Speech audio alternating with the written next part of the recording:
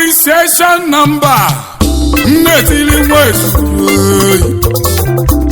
ọkpọtara m n'iru ebe agụ polo ndị fan eme tinye m n'iru oche eyi n'ezie na ụmụ nwa mgbanye ka o mere usoro ndị ọga akwụghị ego nnakụ soro ọnụbụbụrụ ekene bụ jele nwezu udo omegolu m ife okwelu na si na akwụghị ego nnakụ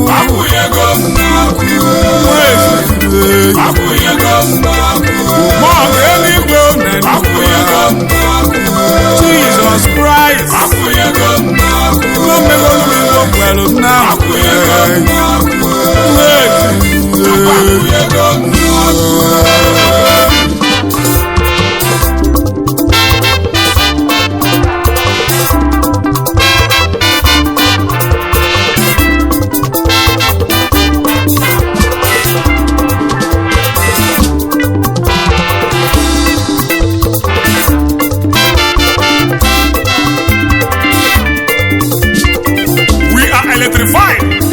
electrocuted.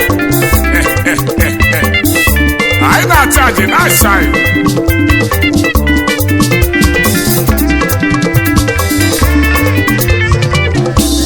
Onye kwụnyere n'ọkụ bụ onye agọziri agọzi.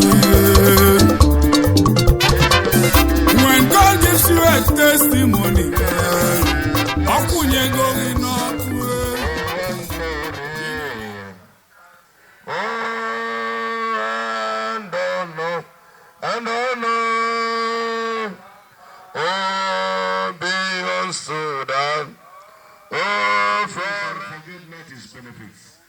Chineke anyị ekele onye mere ka taa wedere anyị otu a site nri n'ogige nke ụwa ọ ma na ihe nwa anyị ga-ezukọ n'Apalesia today for us to witness his goodness and mercies, for us to witness his faithfulness which endureth forever. From January 1 to today, God has been so good to us. For us to gather to be a witness to what God is doing in our lives. Church is not a let we have Jaya Makulia Hello. Opposite Guru Tito, opposite Gatoya, opposite Asoparia. Thank you, Father. Lord God Almighty, we worship. From January 1 to today, God has been so faithful. Be thou glorified. You are Yahweh. You are Yahweh. Oh Lord.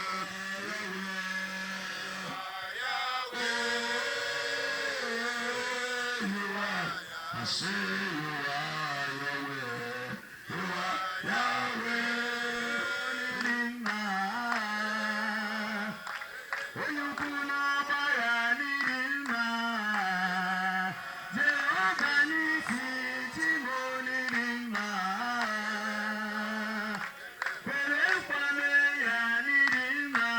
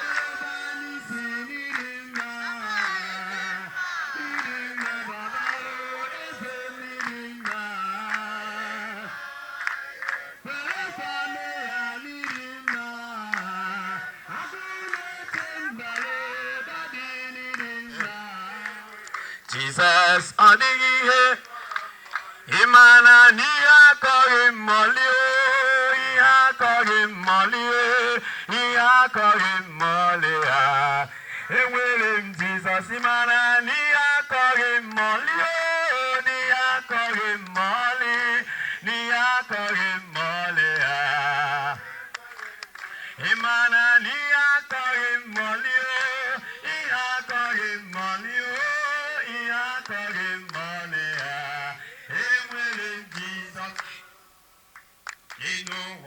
First Kings chapter 3. Reading from verse 1. Solomon wee ghọọ ọgọ Fero eze Ijipt, kuru nwa nwaanyị Fero mee ka ọ bata n'obodo David, ruo mgbe o wusịrị ụlọ ya na ụlọ Jehova na mgbidi Jerusalem gburugburu, n'ihi na ndị Izrel na-achụ àjà n'ebe niile dị elu, n'ihi na ọ dịghị ụlọ ewuru aha Jehova ruo mgbe ahụ. Ma Solomon hụrụ Jehova n'anya, na-eje ije n'ụkpụrụ niile nke David bụ nna ya. Ọ bụ naanị na ya onwe ya na-achụ àjà, na-asụrekwa ọkụ ihe nsure ọkụ na-esi isi ụtọ n'ebe dị elu. Eze wee jeruo Gibeon ịchụ àjà n'ebe ahụ, n'ihi na nke ahụ bụ oke ebe dị elu. Nnụ àjà nsure ọkụ 20 ka Solomon surere n'elu ebe ịchụ àjà ahụ. Na Gibeon, Jehova mere ka Solomon hụ ya anya na nrọ nke abalị. Chineke wee sị, rịọ ihe m ga-enye gị. Solomon wee sị, gị onwe gị emeworo oru gị bụ David nna m ebere ukwuu, dịka o jere ije n'iru gị n'eziokwu na n'ezi omume na n'ime obi ziri ezi n'ebe ị nọ. I wee debete ya ebere ukwuu a, nye ya nwa nwoke nke na-anọkwasị n'ụlọ oche eze ya dịka ọ dị taa. Ma ugbu a, Jehova bụ Chineke m, gị onwe gị emewo oru gị eze n'ọnọdụ David bụ nna m, ma mụ onwe m bụ nwatakịrị, amaghị m ịpụ apụ na ịbata abata. Oru gị nọkwa n'etiti ndị gị ịrọpụtaworo, ndị bara ụba, ndị anaghị gụta ha, ndị anaghị agụkwa ha ọnụ n'ihi ịba ụba ha. Ma nye oru gị obi na-anụ ihe ikpe ndị gị ikpe, ịghọta ihe dị iche n'etiti ezi ihe na ihe ọjọọ, n'ihi na onye pụrụ ikpe ndị gị nke a dị arọ ikpe. Okwu ya wee dị mma n'anya Onyenwe anyị. Na Solomon rịọrọ ihe a, Chineke wee sị ya, n'ihi na ị rịọrọ ihe a, ma ị rịọghị nye onwe gị ọtụtụ ụbọchị, ị rịọghịkwa akụ nye onwe gị, ị rịọghịkwa ndụ ndị iro gị, kama ịrịọworo onwe gị nghọta ịnụ ikpe. Lee, emewo m dịka okwu gị si dị, enyewo m gị obi maara ihe na nke na-aghọta ihe. Ya mere, ọ dịghị onye dịka gị buru gị ụzọ nọọ, ọ dịghịkwa onye ga-ebili dịka gị n'azụ gị. Ọzọkwa, enyewo m ihe ị na-arịọghị, ma akụ ma nsọpụrụ. Ya mere, ọ dịghị nwoke ọbụla n'etiti ndị eze ga-adị ka gị ụbọchị gị niile. Amaokwu 14. Ọ bụrụkwa na ije ije n'ụzọ m niile, idebe ụkpụrụ m niile na ihe niile m nyere n'iwu, dịka nna gị bụ David jere, m ga-emekwa ka ụbọchị gị dị ogologo. Solomon wee teta, ma lee, ọ bụ nrọ. O wee bata na Jerusalem, guzo n'iru igbe ọgbụgba ndụ Onyenwe anyị, sure àjà nsure ọkụ, chụọ àjà udo, mere ndị oru ya niile oke oriri.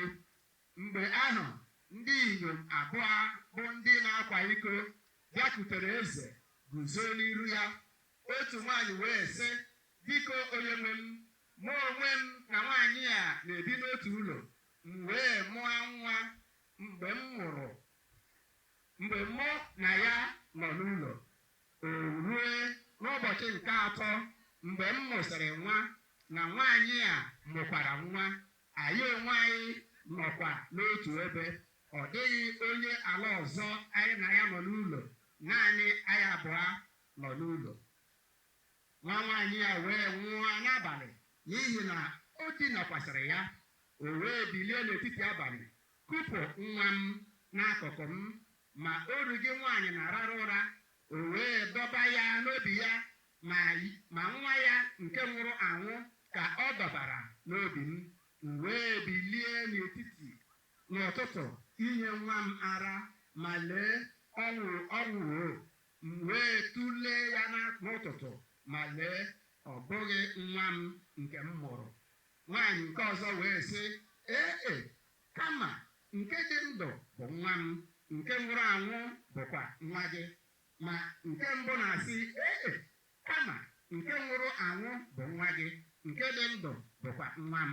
Ha wee kwue otu a n'iru eze. Eze wee sị, otu nwaanyị na-asị, nke dị ndụ bụ nwa m, ma nwaanyị na-asị, kama nwa gị bụ nke nwụrụ anwụ, ma nwa m bụ nke dị ndụ. Eze wee sị, wetaranụ m mma agha. Ha wee weta mma agha n'iru eze. Eze wee sị, kpọkpụanụ nwa dị ndụ abụọ, nye otu nwaanyị otu nkera, nyekwa nwaanyị nke ọzọ.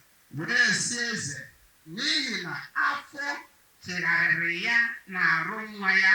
O wee sị, ị gaghị ekwekwa ya, kọwaanụ ya. Eze wee sị, nyenụ ya nwa dị ndụ, unu emekwara ka ọ nwụọ ma ọlị. Nwaanyị a bụ nne ya. Izrel niile wee nụ ikpe eze kpere. Ha wee tụọ egwu eze, n'ihi na ha hụrụ na ihe Chineke dị n'ime ya, ime ihe ekpere n'ikpe. Nke a bụ okwu Chineke.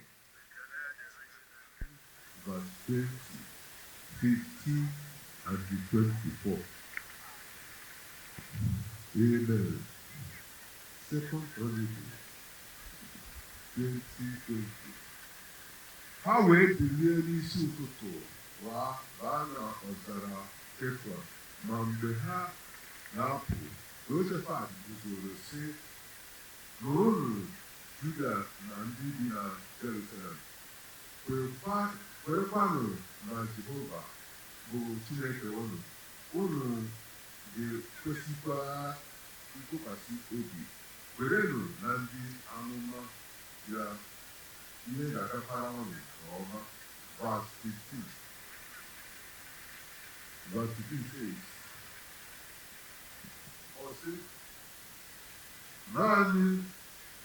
ṅaanụ ntị Juda niile na ndị bi na Jerusalem, na eze anyị bụ Josafat, eze anyị bụ Dr. Dan Udoji. Otu a ka Jehova sịrị unu, unu onwe unu atụla egwu, unu atụkwala ụjọ n'iru igwe mmadụ a bara ụba, n'ihi na ọ bụghị unu nwee agha nke a, kama ọ bụ Chineke nwe ya. Verse 24. Verse 24 says, Juda wee bilie n'ụlọ nche rue ọzara ha, wee lee igwe mmadụ ahụ anya, ma lee ha bụ ozu daworo n'ala. Ọ dịghịkwa onye ọbụla na-agbapụ. Haleluya. Anyị na-achọ ka anyị kpee ekpere Udoji. Na nke onwe gị bụ onye kwuru okwu a n'oge nke Josafat, isi otu a wee jigide ya, chekwaba ya, chekwaba ije ozi ya niile. Ọ na-arụ ịda n'ala, were aka gị buo onye agha n'aka ekpe n'ihu na azụ, n'ihi na anyị gbara nke ọma na ọnọdụ ọbụla niile abụghị ike nke aka ya, kama ọ dị otutu doro ya. Wedoro n'elu ikwu na nke onwe gị ga-eburu ya agha. Onye nwe anyị buru ya agha n'ụzọ dị iche iche n'afa Jizọs. Buru ya agha n'ụzọ dị iche iche n'afa Jizọs. Nchekwa ya, gọziere ha, mee ka ije ozi ha gaa n'iru, were ogologo ndụ na ahụ isi ike chọọ ọfa mma. Onye nwe anyị, oche eze a ga-adịgide ọkpụtọrọkpụ n'afa Jizọs.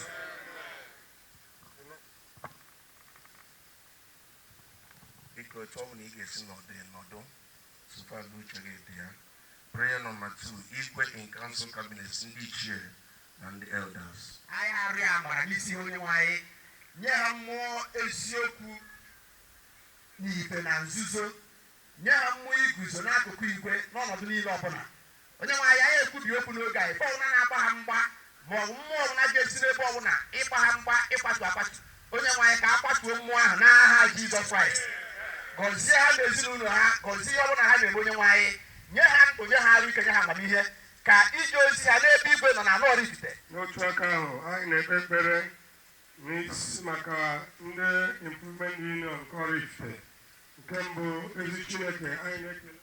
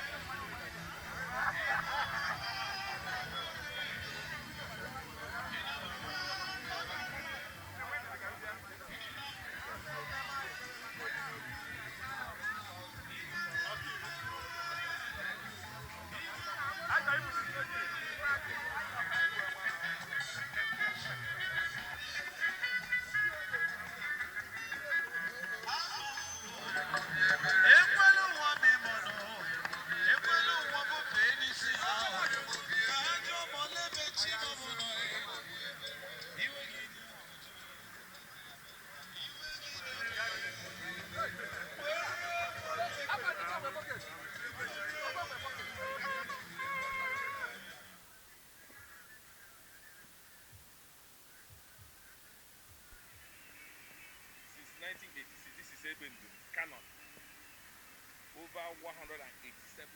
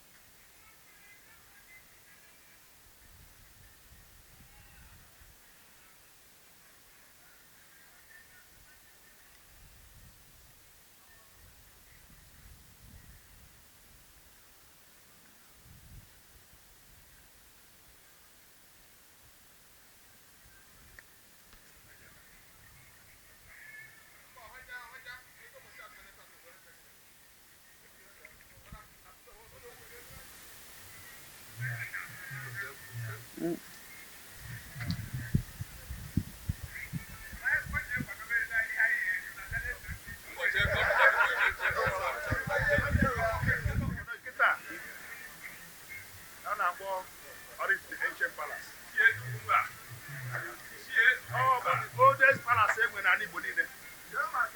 Ọ gịnị kpata o ji ụmụ the oldest? Ọ maka na alụnyara 1836. Anọ ndị Portuguese lụrụ ya. Ọ bụrụ ndị Oraifite lụrụ ya, ọ bụrụ ndị Igbo lụrụ ya. Ọ Portuguese. Na mbụ ọ bụ palace ka ọ bụ. Ife ọ bụ the administrative headquarters of Portuguese merchants on slavery. Or the administrative headquarters for the entire southeast. But I coordinated the business and merchants of slavery. When I got to Badagry, from the Badagry outside the country. So they took us.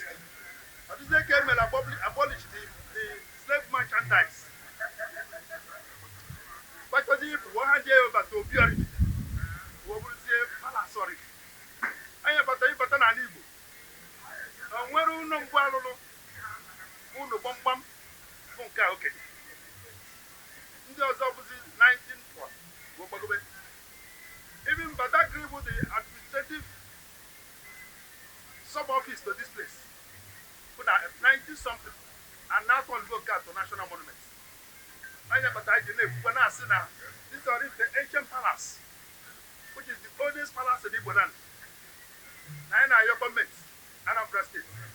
When you like, I thought where all the artifacts that are necessary to follow national monuments. I thought about a source of heritage, a source of tourism in Igbo land. Thank you, sir.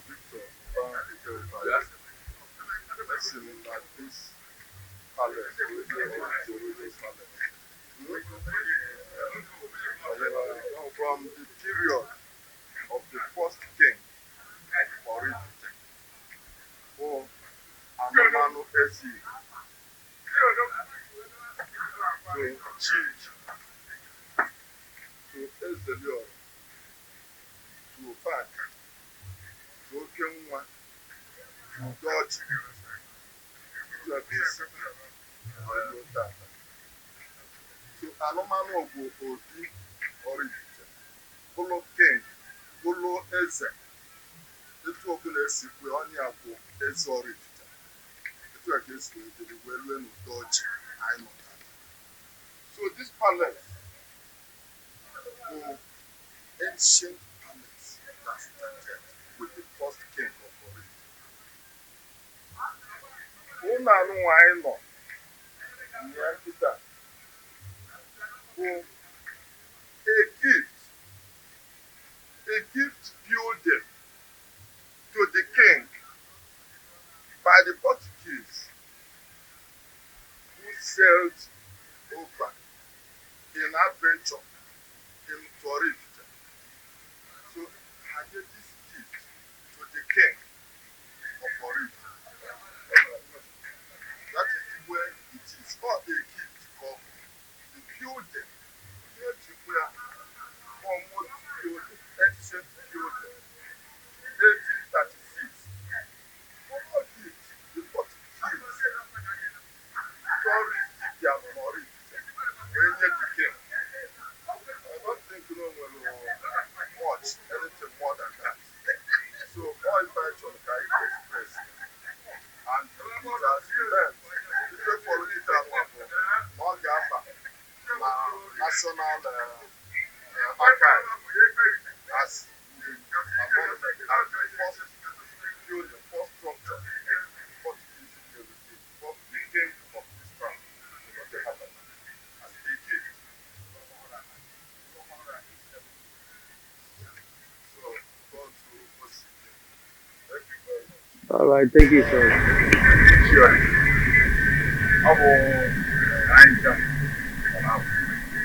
And my brother, junior brother, I've said it all.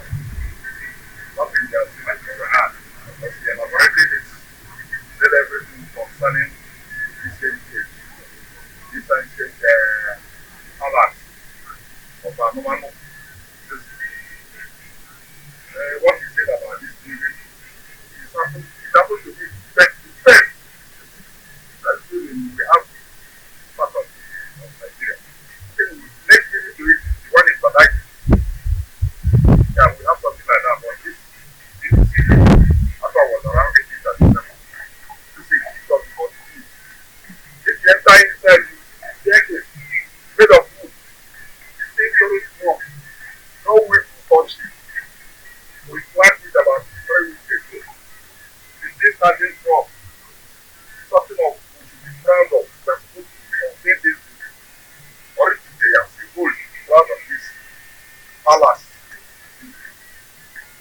well, it is to the glory of God.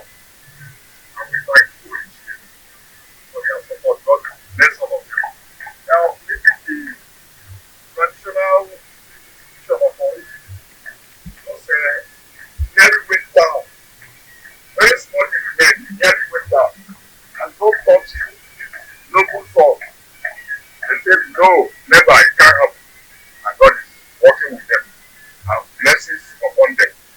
My friends, real love, it shall be well with you. It shall be well with all of us.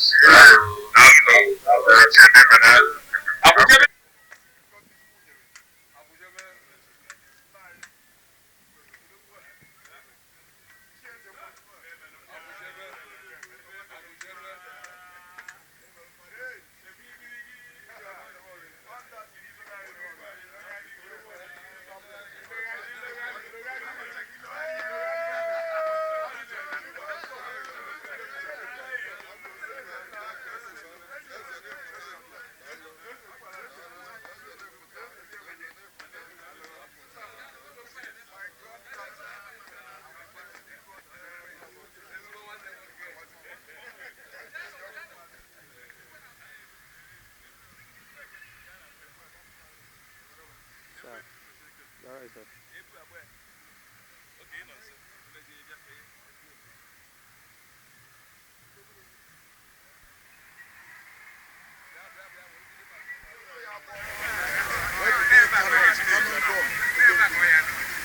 Once in a blue moon, when a very great event is about to take place. Uncle Rania, every year, one is good with an adult, and I saw one about the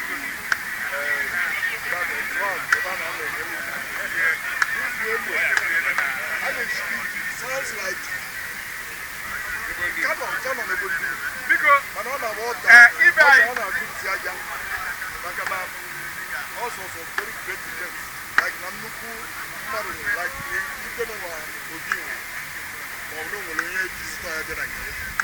Every time all the guns, even out the camera, royal camera, when you can acquire Cabo, who can get someone to do a meeting. I have a Kupano, 1836 and 1837. I'm going back at the royal. Obi Abigo, mom with Dr. Jesse, when I was when one year old, 1936. That was not the beginning of the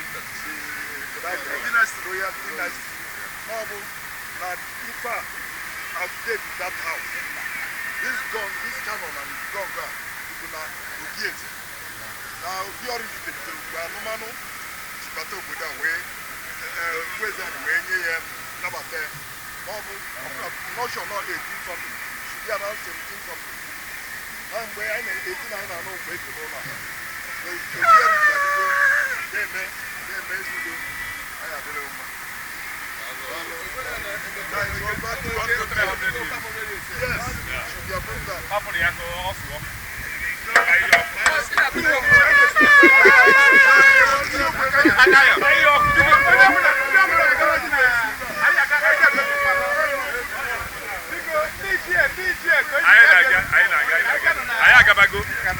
Igwe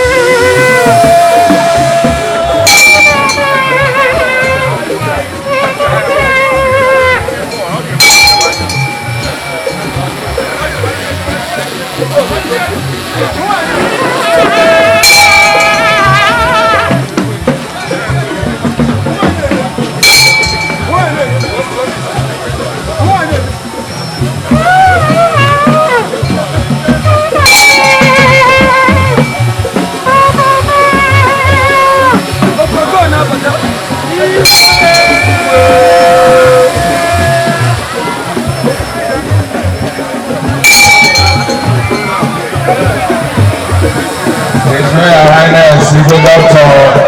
Udoji. Ibonju Okodi Gabi. Hey,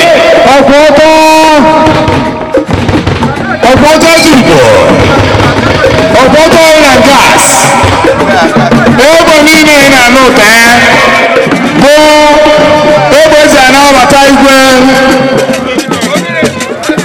Igwe apụtago onye ka a na-agbara ebe niile a. Ọkọ dị. Ndị ichie niile nọ ebe a. Ichie eze nwelo. Ana m ekene ụlọ daalụnụ. Ọkọ dị.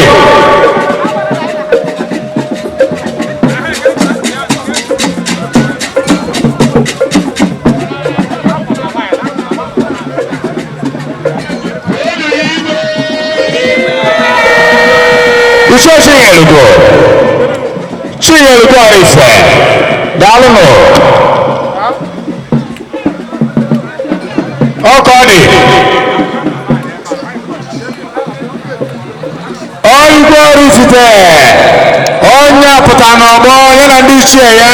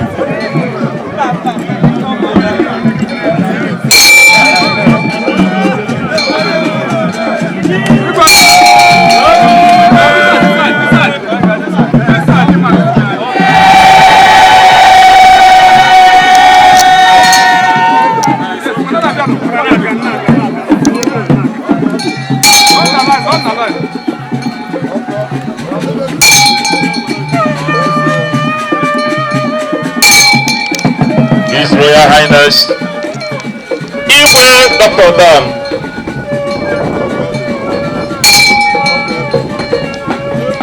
Anumanu Ezigbo VIII Kingdom maka ndị amara ibe na-eme na ọ na-akpọtụ azụ Igwe biko Emmanuel gị pakiri Abuja Lexus 350 297 biko bịa kwesịrị na ọyị gezi were osiri ozugbo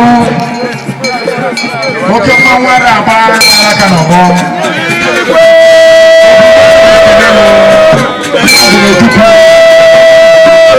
Igwe Oraifite Anumanu Ezigbo Emeka gị na-asị vidio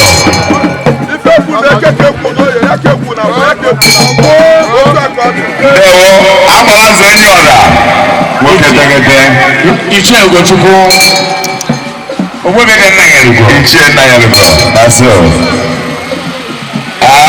ịnekwa anya ị ga-afụkwazi Ichie enwegbara aka Oraifite Ichie Chinyelugo ọ nọkwazi ebe a o kwuru na agha kara ka ara eriwa ngwụrọ ya mmadụ karịa ejiri aka ibezie Ichie kwa ka nnukwu Ichie okpotokpo Ichie Ichie ka ibe ezo mgbele dara ebe ọ ji aracha mgba mgbele eze Ogidi Oraifite Anụ kakwara ibe mana ezogbo.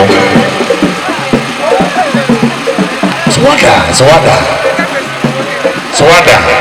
Mwe da kutiwo. Oburuku mbeku. Odoku. Omekane. Ayi na kelegi.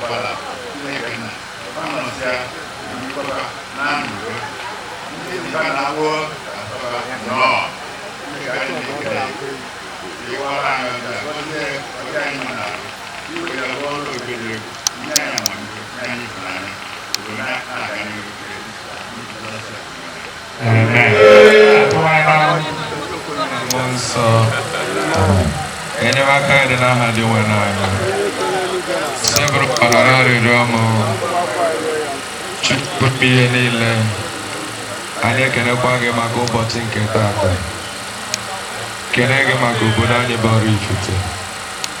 Kenege maka obi anyị, kenege maka igwe anyị. Kenege maka ndị ichie, ndị obi anyị gasị na ndị kansụl na ndị niile na-enye aka obodo anyị wee na-aga ọfụma. Tata anyị niile gbakọrọ ọnụ ebe a iji wee kenee gị. Anaghịkwa gị n'ụbọchị nke dị otu a. Anyị were obodo anyị bụ Oraifite tinye gị n'aka. Na-ayọ ka ị gaa n'ihu na-akpọlitere anyị n'obodo a ndị ị ga-eji wee rụọ ọrụ na ndị ị ga-eji wee dozie obodo anyị. Na-ayọ ka ị wepụrụ anyị ndị niile na-ebutere obodo a afọ ọjọọ.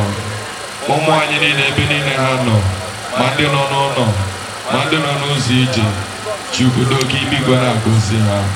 Chekwaba ha n'ihe ọbụla ha na-eme ka a na-enweta agamniru. Anyị na-ayọ ndụ nwoke ndụ nwaanyị, ogologo ndụ na ahụ isi ike n'isi anyị nche niile. Dịka nna anyị ukwu Igwe kpegoro ekpere otu a ka anyị sikwa ekpe ihe niile bịara tata. Chukwu were ndụ chụọ anyị nche niile mma. Anyị niile dị ndụ na-akwado ịfụ ngwụcha 2023 sikwa otu edebe anyị ndụ wee dubanyekwa anyị n'afọ 2024 ka anyị ga-anọsi ebe a na-ana ka ngọzi gị, nchekwaba gị, agamniru gị bụrụ nke anyị site na Kristi dịwa n'anyị. Ya oke toilet ọga ya aki moto ebe ọ na ịgba ọbara igwe arụ obere mmemme ma ndị Igbo ma ndị ọcha ije ọnụ ebe a na-enwe nwere isi o si n'igwe Oraifite n'ebe a anyị siri nnọọ n'ụzọ pụrụ iche. Yes duly crowned by His Royal Highness Igwe Dr. Udoji Anumanu Ezigbo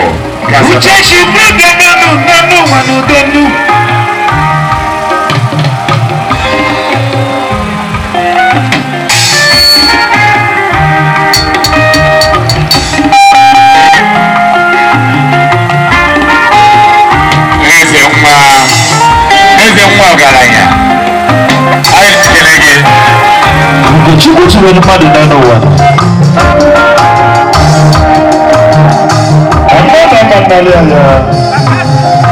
minista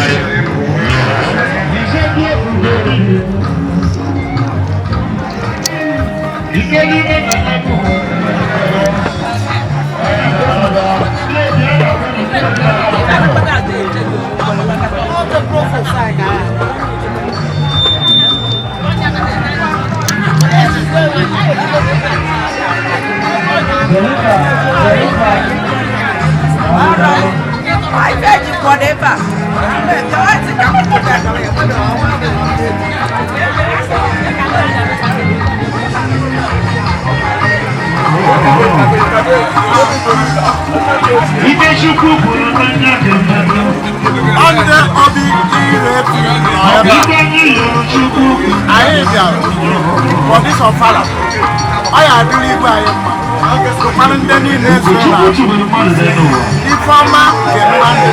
I made a Balanca, I gave me another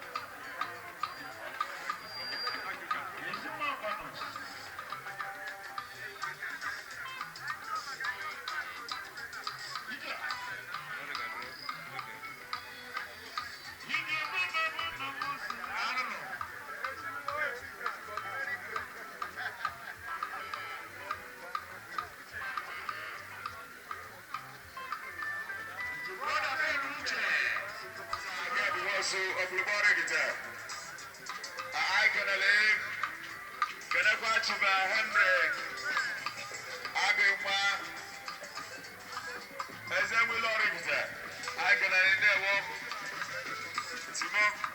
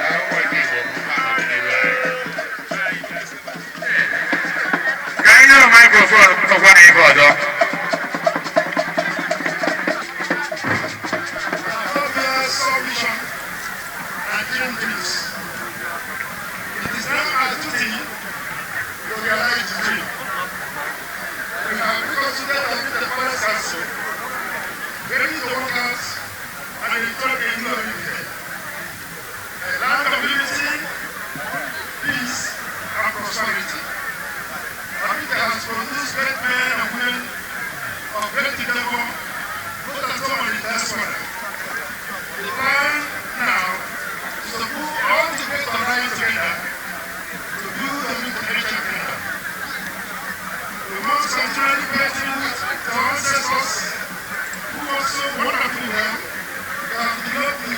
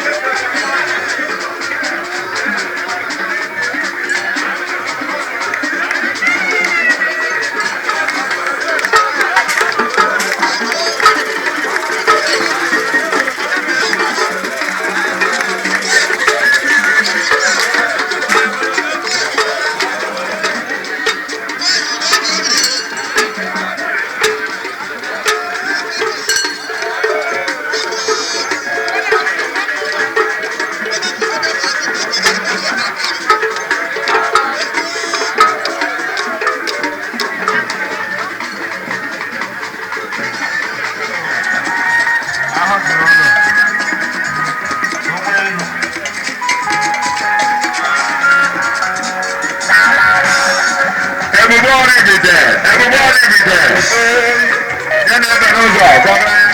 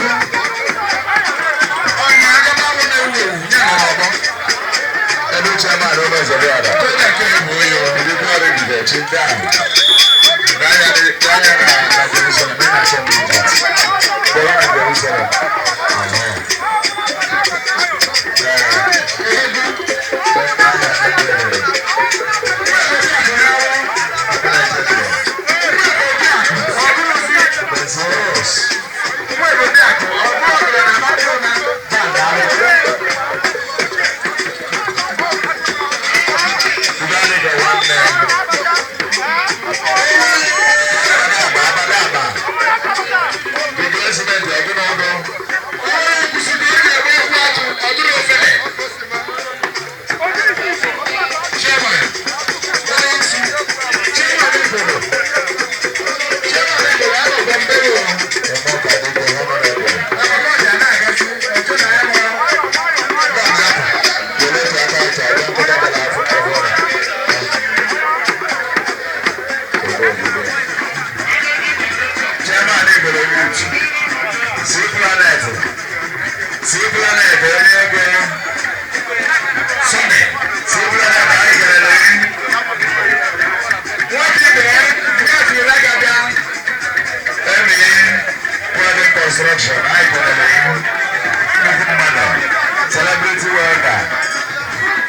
celebrity world anyị na-eme ọfụma obodo ka na-esi nga mba ndị siri nga na-abụzi ana ọrụ ka o ji eme nke na-ebe n'ihu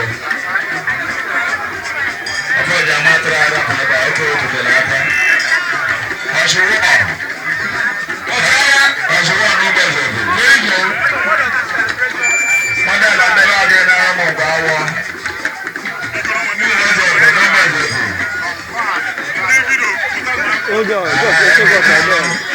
celebrity rider Chineke na Chineke Sparkle BTC ka egbere ma ọ dị ndị na-ata eweta ego a ka egbere ma ọ dị ndị na-ata eweta ego a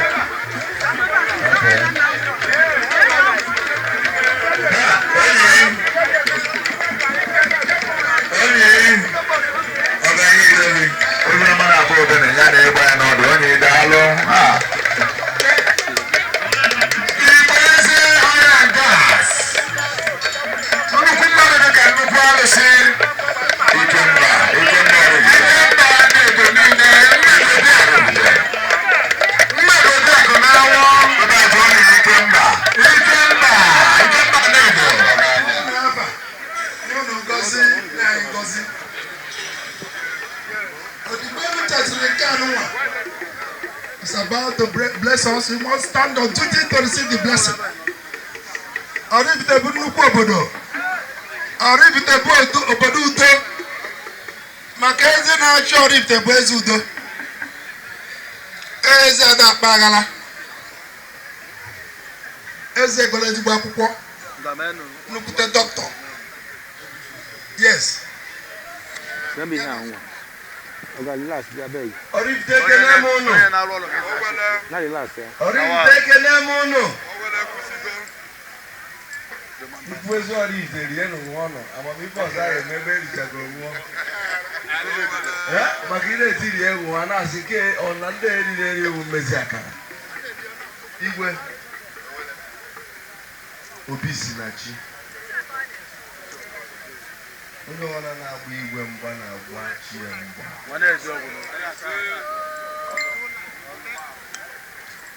Onye nwekwara ntị nwa ya anụ ya nụrụ onye agha anụ ya rapụ. Ụbọchị e mewere ibe ndị nwere ntị amalụ ntị ya. Jizọs sụkwa Pita ya were ntị ya n'okichigha ya azụ ọ nọkụzikwa onye megokwa eluigwe. Ntị nke pụọ it's a problem. Bikonu ife mfụ taa gosiri na mmadụ agbazina chi ya mgba. We are living in peace in Ekwusigo. We are living in peace in Oraifite. Mana ọ na onwere onye udo adọrọ mmanya kwapụrụ na anyị. Onye akwapụrụ anyị. I'm happy. The local government chairman as the chief executive officer is here. And chief security officer is here. Ife niile mmadụ na-eme n'ụwa imewe ife mechaa asị bụ beelu Chukwu. Ife emere taa bụ ife emere n'iru Chukwu. And all got very successfully. His Excellency binyere m aka eme ụkwụ ya. I'm aware. The governor, Professor Chukwuma Soludo, if all my believe that I'm very happy. Na me kwetego na Oraifite tọrọ ichi maka ichi ka mbụ na anyị ji awa na-ebe. Ada nne anyị ojoko dị ebe nwụrụ nke ojoko dị n'enyi ya. Obi gbaa m inu maka ama na-emecha obere nwe egbugharị ojoko dị ana na-ekwu. Mana I want to say this. Igwe Udoji bụ the only Igwe anyị nwegoro n'Ekwusigo so far so good. Any day, any time, you call him to give him your support. He will be there. Oda no in a haste. Oda adi osiso.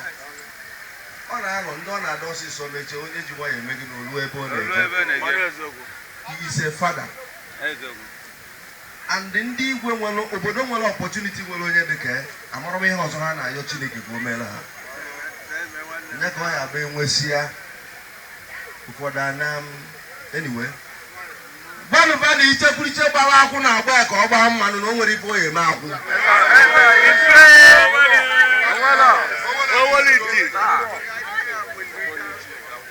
Mmadụ nakata ọ na-akụ aka na tipa da aja si anya kwụsị. Driver ya anụ ya. Ya anụ ya nụ. Tipa ya na-emu. And even there is goose only. One pass man. Where if also Oraifite have a limelight. Oraifite will live in everything. And above an will progress. We'll be on what if I can have. And we'll have progress. When they show recognition. If you miss the ball, don't miss the leg. And don't miss the leg. Look at the ball, fair miss again.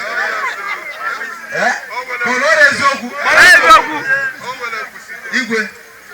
Oproso ni be galo fun mama na ya dola endo na risike. Next year. Nka ga-eme ya akari nka. Amen. Awo na mma mmebu mma mma moro mi be me.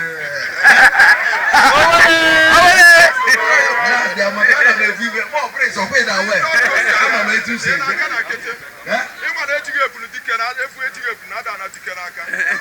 That's what's happening.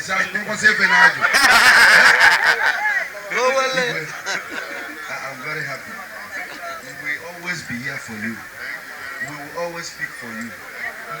We don't have to go where to correct. Even in Akunyaba, we fed a book, even a book. On our Bunde, I sent the Germany, then knock at us again at the back. Not one side, they go for Manano couldn't rule why you're going to be a rubble. If I never told water, mgbe nwetara m mmanya etesịrị m mmanya niile ada ama nwa na mmanya ka ọ dị aṅụrụ m ya wee nawa iji etesịcha mmalụ bikonu onye nwere adụ ya megịnị ya dụọ. We need peace. We need peace. Ndị niile a ndị mmadụ na-akwụgharị ajegharị rapụ na anyị ka anyị nwee udo na enyere anyị eze nwere ukwu, enyere anyị eze ada achọ okwu, enyere ya eze ada ekwu okwu mana ọ dara ogbi mana okwu niile bụ okwu udo. Ọ bụrụ na onye na-eme na-etu ndị ọzọ si eme ka esi eme anyị ebi n'obodo a mana ana m ayọ ndị niile kwudola eze a ana m agwa ụnụ eze Jizọs ya nọcha na be ụnụ. Ndị niile si ma Amerịka ma Germany obodo ọbụla unu si bịa ụlọ ma London maka onye London si na akpọ ịrụba ma London ma anyị akpọcha ụlọ obodo anyị echetọrọkwu ma ndị si African country unu sokwu ọbụrụ abroad ụlọ ncha niile ya narụ n'udo. Ife Oraifite ji ide ebube ga-eso unu wee na ndị gbara ụlọ mgba unu wee nata ụlọ nata narụ unu enwe mmeri nwere ya bụ nke ụlọ. Ajọ mmadụ ajọ mmụọ ya fụ ụlọ ajọ mmadụ ọnya ka anyị na-aya anyị ara na ajọkwa na ajọ mmụọ na ajọ mmụọ anyị eme ife ọ na-eri. Ọ bụrụ nke na-eri ọkụ padụrọkwa anyị ukwu ụlọ ndị na-eri ụbụrụ na uri ọkụ uri ma ọkụ ụtọ ihe ya ọkụ ọchọwa ewu ihe ya ewu ọchọwa ewu ọchọwakwa isi onye wetara mana ndị ajọ mmadụ na ọ dịkwa n'akwụkwọ nsọ na devil will rise against the wicked. Na-amarụzi ụzọ akwọrọ ajọ mmụọ etirie ndị ezigbo mmadụ ewere ewe n'ezu igwe ọya adụrụ mgbe ezinụlọ ọya adụrụ mma n'ọgụ ọya adụrụ mma ihe niile m fụrụ ebe a niile ọ na-enye m obi aṅụrị. Ndị ichie amarọ m ihe mmeji wee kene ụlọ when you were planning this o nwere ndị si na ọma work mụ na chairman nọrọ anọlubere ebe na-asị ka anyị fụ ndị a ruo mgbe anyị afụrọba anyị wee bataba mmadụ ibe niile ezuona anyị na-anakwa anyị afụrọba and ọdụrọ nke anyị afụfa anyị anyị ejikwa ikoba ji mara anyị wee mara ha sịra afụfa onye ọbụla ya na chi ekpe etu a ka o esi wee dụ na edu na eke du n'orie du na afọ du na nkwọ abịara n'ụbọchị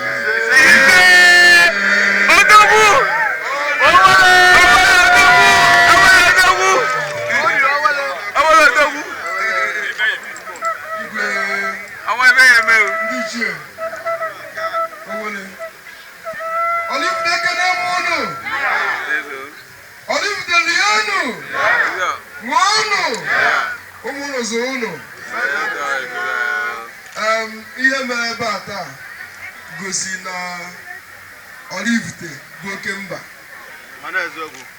Ọ bụrụ na onwego ndị na-eje Ọfala n'ebe ndị ọzọ ọ bịasịa Ọfala nke ọfụ na ya nwere Ọfala ka Ọfala. Oraifite bụ ndị bụ ụzọ ndị ọzọ a na-eso dịka our leader si kwu o nwere ndị Igbo dịka o si kwu na ndị nna Oraifite bụ ọkpụrụkpụ mmadụ ndị Chineke ji aka ha wee kresịa. Anyị bịa taa kwụ the demonstration of that ọkpụrụkpụ mmadụ. Ọ ya dịrị Oraifite mma n'aha Jizọs. Eto Igwe dịka o were si wee kwu Igwe a n'ebe a bụ ịgba ama na-abịa na Ekwusigo n'onye ọbụla mgbe nwaanyị onwe nọrọ ife ebe na lokal gọọmenti onye a n'ebe ha anụghị ya ọ ga-abịa 1 hour before the time nọ ya na 1 hour before the time nọ ya na ọ mara na and ife ọ na-eme bụ ọ na-agbazi ka onye esi wee kawanye mma ka onye esi wee dị mma ka anyị esi mee ya udo adị Igwe ozo ya dị na be n'aha Jizọs. Oraifite ya gbekwuwu n'okwu o nwere ekwusighị ihe niile mana asị m unu jide ka unu ji ọfọ anyị na-ahapụ unu bụ akụrụ unu ji unu sikwe nta ma ya na-ahaghị obodo ọbụla dịka etu unu si dị a ga na-enwe ndekwe na ndị ekwọrọ ife a na-abụ na obi ọgaranya buru ibu ọbana ya ibe na obi ọgaranya ọ bụrụ ozughị ezi mmadụ onwe ka o si dị a ga-enwe ndị isi ala ịghọtago nwee ndị anya dịrị ọfụma nwee ndị na-arụta ọgụ ọha ibe niile dịrị obi ọgaranya so ana m asị unu jide nke unu ji Igwe ndị niile ihe fụrụ haziri ife a biko jisie na Igwe aka etu unu si wee hazie ife a gosi na Chineke si eluigwe gbanata kụ mmụọ nke n'ime unu wee mewere ife unu mere ndị isi onye adịrị unu mma kọmitii mere ife a wee ru ntụ ọ ga-adịrị fa mma ife ọwa dị gọvanọ bụ ọkammụta Chukwuma Soludo na-eprichi mgbe ọbụla bụ omenala anyị ka ọ hapụ ịna ife unu fụrụ anyị mere ebe a abụrụ ebe a ka o biri anyị ese ndị gosi gị na ato mba ụwa ka ha kirie omenala ka omenala ndị ọzọ maka na omenala Igbo bụ the highest omenala ihe afụ n'ụwa asụsụ Igbo kasị atọ ụtọ na asụsụ niile e nwere n'ụwa unu na-anya ụnụ afụ ntụ ndebe anyị si wee dres ya fụ na anyị pụrụ iche n'ụwa so ya dịrị anyị ncha mma dịka Owere si kwu ndị niile batara abata maka ije a ndị niile tiri ego maka ije a tupu ya matụpụta ya ego ntị n'aha Jizọs ndị niile si ebe dị iche iche bata mgbe unu ga-anafe ụkwụ nke unu ga-eji na ga-aka nke unu ji bata mma n'aha Jizọs Oraifite ya adị ọzọ bụrụ ya adị ichi ya adị ihe mkpọsị ya adị Anambra State ya adị ekele mụ na Oraifite The mayor. Oh, the mayor. Oh, the mayor. Chairman, Ekwusigo local government. What you wait to get back? Where will he take from with us from Soludo, Governor, where the Ofala? This where we tell I is go Oku, Usina. The government man, Chineke man, they back Ubi Oraifite. When you not challenge Chineke, not challenge government, on our own we open. I'm making no way, making a chairman. I don't know if you Ozi, Ozi, I look up an eye. I don't know. I'm making a part in the council. Make if I be successful. According to easy, if I plan, I do easy. Don't take the time, don't take the money, don't take everything. But we thank God that everything is successful. Everything I love, man. And Oraifite can I can hear. Ekwusigo can I can hear. Anambra can I can hear. Nigeria can I can hear. Can you know where you know royal remark back ago, but in the entertainment Caribbean and West Kai hold where give me 5 minutes. Ancient kingdom, Obis. And all quarters of Oraifite, all in this year, Ndilolo, Honorable Chairman of the Palace Council, Prince Sedike Nsofo, Ichie Dedike Oraifite, Vice Chairman, Sir Dan Omualo, Ichie Kukuoma Oraifite, the Palace Council Secretary, Engineer Sir Ugumado, Ichie Igwe Oraifite, the chairman of the festival 2023, High Chief Sir Chukwudi Kufondo, Ichie Udoji Oraifite, Ndi Izenọzọ Oraifite, Ndi Omenani Society of Oraifite, OIU, President General OIU, Sir Vince Dike, Eze Afukwe Oraifite, the Women Group of OIU, the President General Ladies Ijoma Esione, and all the women of Oraifite. All Oraifite youths, all the clergy in Oraifite, businessmen, industrialists, traders for Oraifite origin, all the law enforcement and security personnel, road safety personnel, all the artisans and employed citizens, medical, educational personnel in Oraifite. I salute you all. It's my joy and pleasure that Almighty God has spared our lives to celebrate another Ofala in Oraifite. I appreciate all of you who grace this occasion and honor this festival with your presence. Your time, talent, and treasures have contributed to the success of this Ofala. We are here united by strong bond of love, unity, peace, and progress for our dear Oraifite town. The sincerity of purpose, respect for truth, tradition, customs of our fatherland, bringing us peace and progress to our town. The truth is light.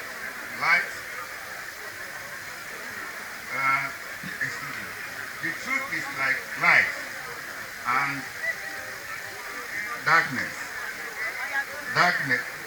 Light drives away darkness, and our fatherland is bringing peace and progress to our town.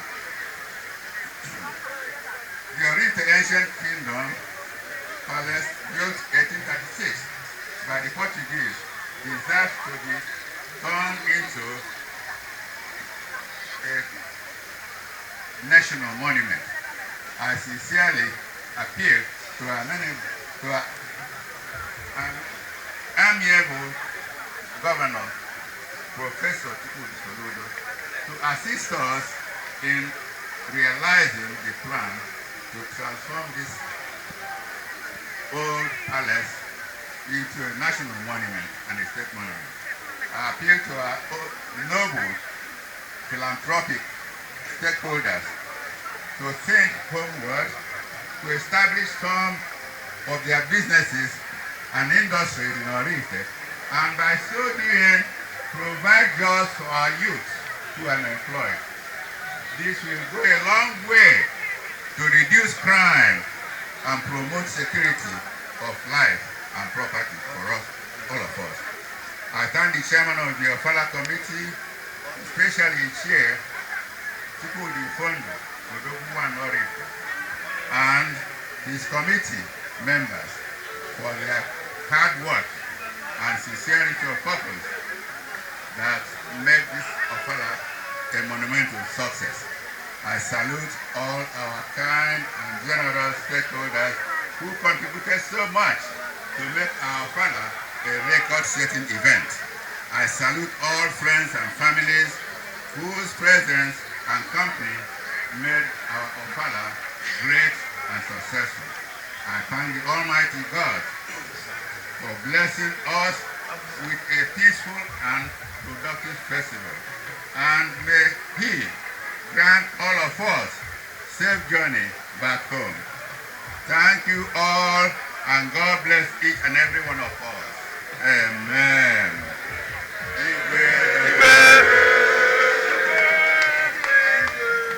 Crown Prince of Oraifite, by His Royal Highness, as the Ofala Eze. So no get car, just got one thing. The Ofala Eze, Crown Prince Doctor. Chichi, I do an office of the Crown Prince of Oraifite. It's a very small traditional ceremony.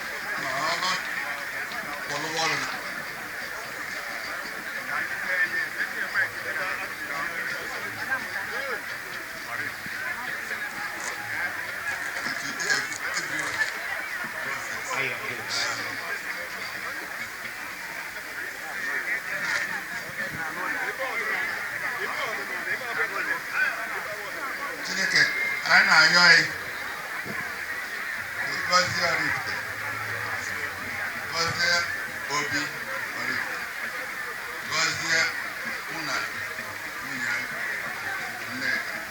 Udoji,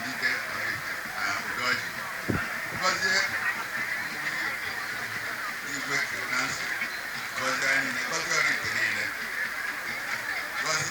nwa nwoke nọ ebe a nke m ga-aranye batin maka ebe a relay race m ga-enye batin now Crown Prince.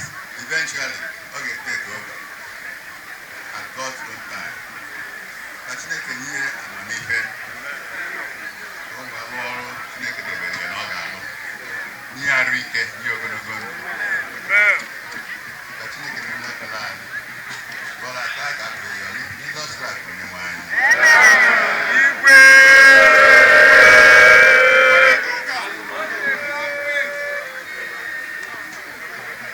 Igwe na-eje ụka ọrọkwa nwa Igwe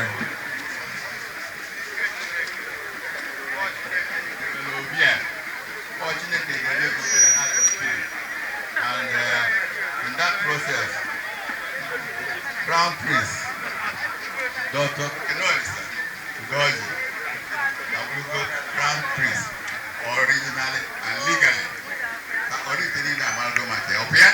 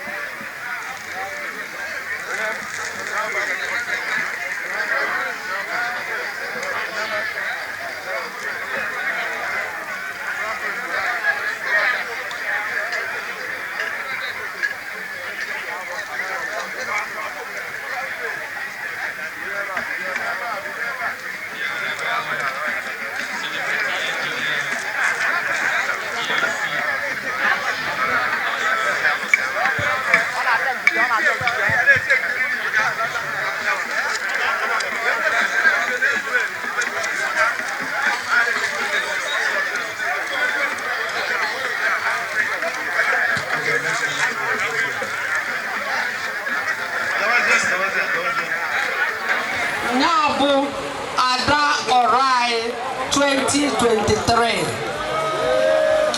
Kolo ni aka. Onyabu Ada Orai 2020. Adeji Mohera Wando Oraifite ni ifa ya ade eme kwa aro no Oraifite. Mi gwo gbara Ofala, mi gwo agbara Ofala. Aya dị na-eme kwa aro. Onye nke Igbo wee bụrụ Chiamaka Onwughalụ. Chiamaka ka ebe nọ.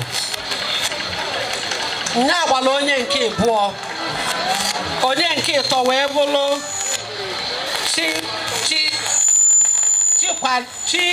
Chukwuemeka Florence Ọkpala Amaka. Onye agbala onye nke ịtọ ka o rukọọlụ nụfe aka. And ndị ichie si na onye nke mbụ ga-eji 500,000. Onye nke ịbụọ ya eji 250,000. Onye nke ịtọ ya eji 100,000 wee na. Odogwu mefepụlụ iche. Ka emechara ife a 100,000 wee na. O nyere onye ọbụla pụtalụ bịa mee ife nne na o nyere onye ọbụla 100,000. Each onye ọbụla o nyere onye ọbụla 100,000. Then onye nke gbalụ onye nke mbụ o tinyere 500,000. Biko kụrụ kọlụ Odogwu Oraifite aka a na-ekwu ekwu a na-eme eme. Daalụ no.